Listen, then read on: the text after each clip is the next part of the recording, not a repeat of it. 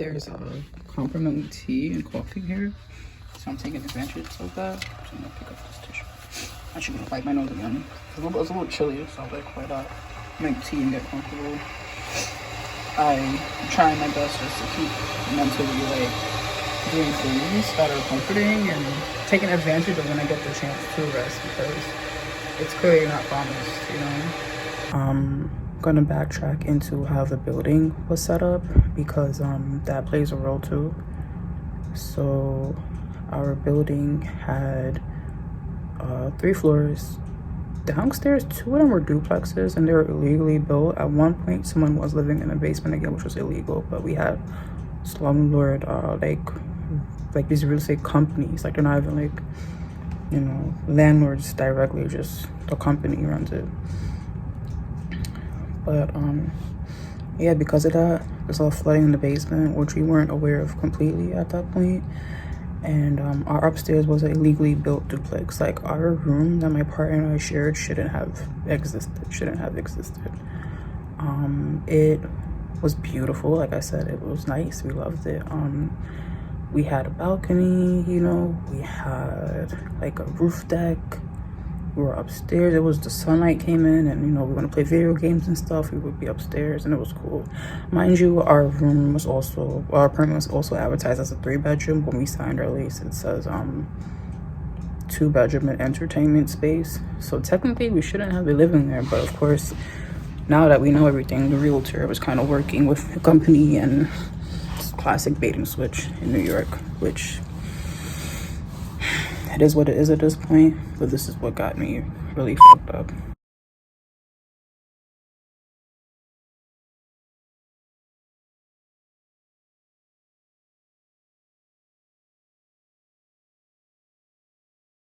Fast forward to 2020, and like I said, we had this deck. It was beautiful. However, the place is illegal, so we did have like the wood started rotting, started getting moldy. The vents were leaking. Eventually water would come in when it rained, because it wasn't meant to be a deck. We had to complain, and they finally built like a little awning with just like, not even like sanded down galvanized, like that would freaking cut you. Not even painted wood, like nothing, not weatherproof, nothing. It just was literal plywood and like this little metal thing holding it up. Like, it was so frustrating, but it was better than the rain coming in at that point. So we just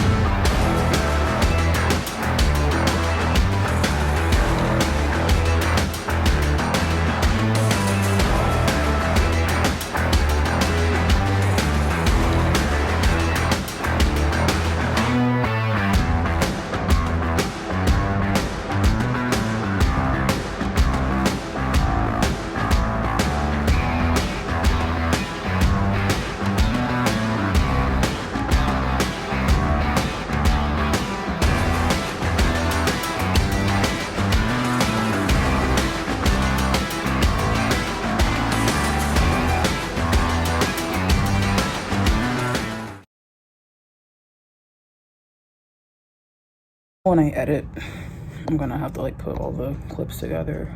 But yeah, I am now in a beautiful safe space. I am in a hotel. I don't have many personal belongings. The one thing I have that even keeps me some type of sane is my computer. I take my classes on there. I'm grateful to have it. I think you can see the box too in the background. I have to just make sure it stays as brand new as possible. I think you can see that there. Yeah, and I try to just maintain it. I'm grateful for the things I have. I'm not a rich person. I am not someone who will just waste money, will just think I get everything for free and be spoiled. No, I'm just really grateful. like I said, yeah, from that situation in my life, I have been bouncing around from place to place.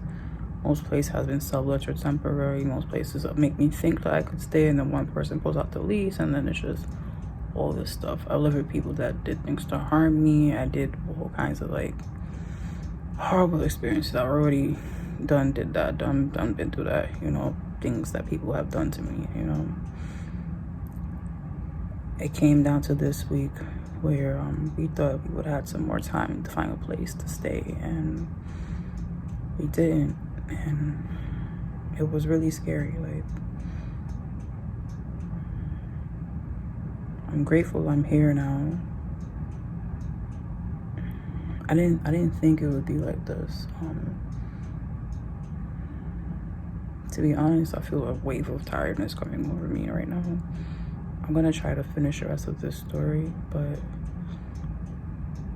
from where I was, I don't even remember what day it is. It feels so crazy. I think that was Tuesday, if anything, yeah. Can't even remember what fucking day it is. Wednesday morning, we had to leave the last place that we were at, and we thought we'd end up on the streets, and here we are in a safe, beautiful hotel room by the kindness of just people who want us to be successful and be okay. I'm gonna talk about those people and how grateful I am for them, and how grateful I feel to have this opportunity, because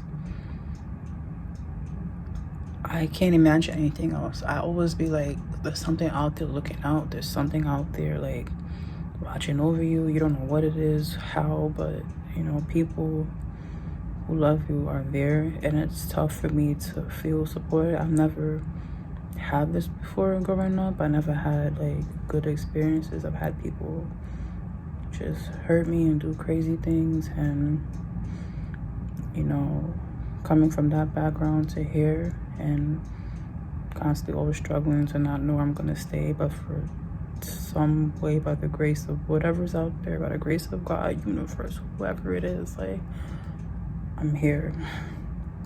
Again, that clock seems to be, you know, ticking in terms of taking the next move, but I can say definitely I feel peaceful and safe here for now, and I'm gonna take that opportunity and do the best I can, do some research, get rest, eat, be healthy, you know, stay safe. I'm so grateful. I was so scared I wasn't gonna pass my exam this Thursday, sorry, and I crammed that evening, that morning, everything, and I passed. I was so scared because, you know, focusing on where the heck you're gonna lay your head at, you know, when you got all your bags, you're in the street, and you and your partner are like, what are we gonna do?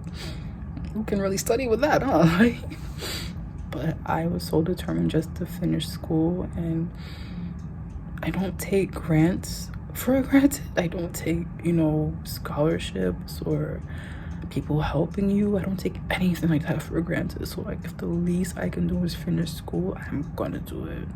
And I work really hard to get where I am.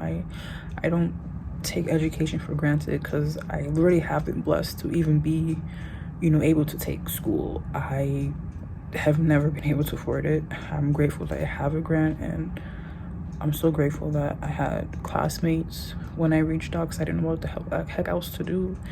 You know, just say, hey, we're here. Like, I've had, you know, my instructor say, hey, like, I'm here. It just felt like a blessing to have people say that we see you, and say that, you know, you're not a failure, you're not a loser, and to have people who love you and actually see you outside of your own biological relatives, which again is a new thing, because the only person I talk to is really like my granny, and she's not here as much as she would love to help. You know, we're not in the same country. You know, it hurts sometimes when you feel really alone and feel crazy, but like, that made me feel like, wow, like, I think I can do this. I'm grateful, like, we're okay, me and my partner are safe, and we're gonna do everything it takes to like get even better from here. Like, we don't take opportunities for granted. I'm gonna get more into what's happened this week. I know I usually just go over the place when I talk, and I'm trying my best not to, but I am super tired. I'm gonna rest, probably have a snack, and we'll vlog later on tonight.